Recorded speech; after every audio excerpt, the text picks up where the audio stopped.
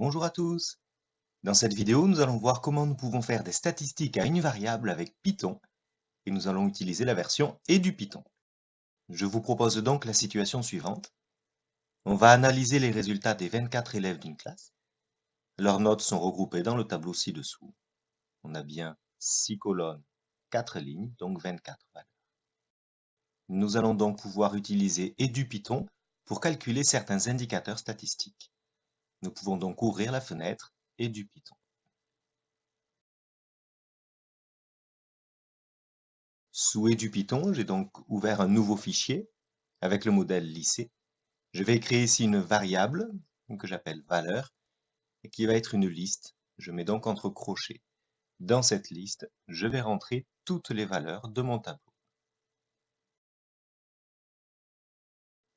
Une fois que toutes mes valeurs sont rentrées, je vais donc pouvoir m'intéresser aux indicateurs statistiques. La première variable, je vais l'appeler MOY, comme moyenne. Et je vais utiliser la fonction qui est dans le module lycée, qui s'appelle moyenne. Elle a besoin que je lui indique les sources, donc ici, valeur.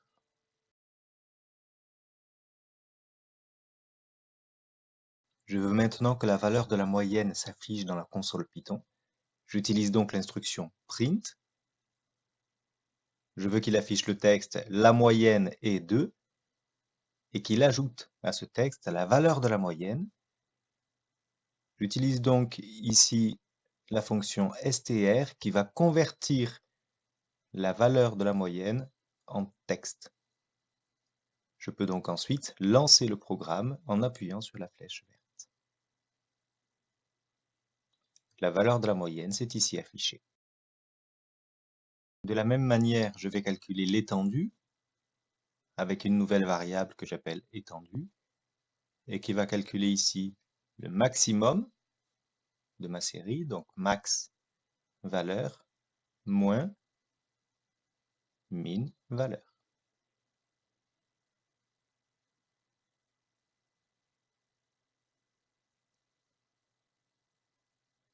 Je peux ensuite passer à l'indicateur suivant, la médiane, que j'appelle med, avec la fonction médiane de la série valeur.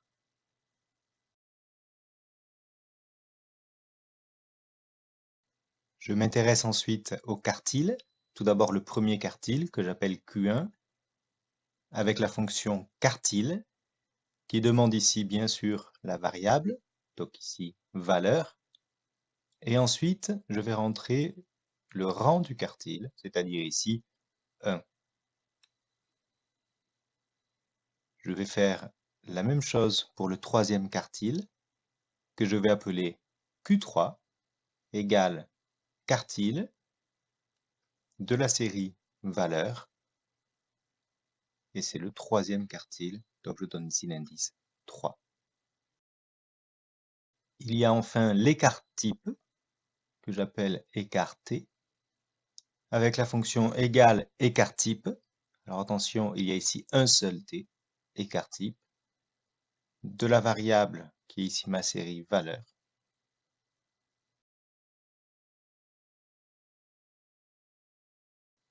Je vais maintenant rentrer les fonctions pour afficher tous ces indicateurs avec la fonction print.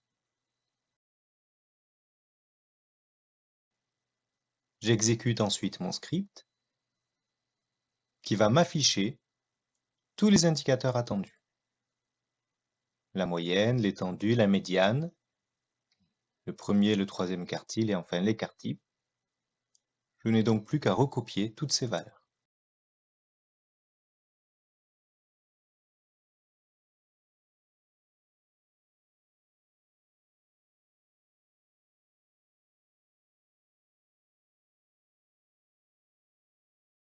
Voilà pour cet exemple.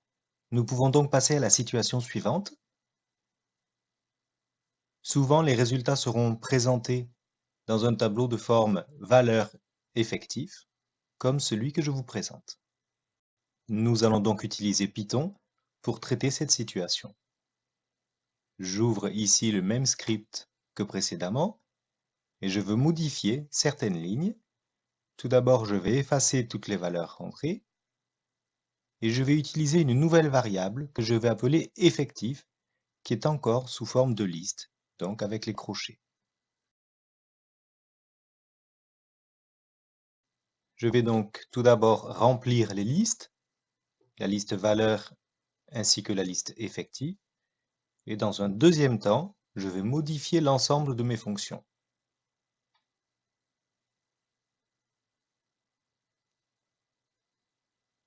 Je modifie tout d'abord la fonction moyenne, alors je rajoute un deuxième argument, qui est en fait ici ma liste effective.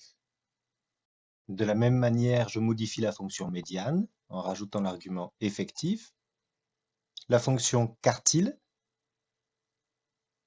en rajoutant comme deuxième argument effectif, et enfin la fonction écart-type. Je lance ensuite l'exécution du script et tous les indicateurs s'affichent ici. Je n'ai donc plus qu'à les recopier, la moyenne, l'étendue, la médiane, le premier et le troisième quartile, ainsi que l'écart-type que j'ai ici arrondi au millième. Cette vidéo est maintenant terminée. Merci de l'avoir suivie et amusez-vous bien avec EduPython.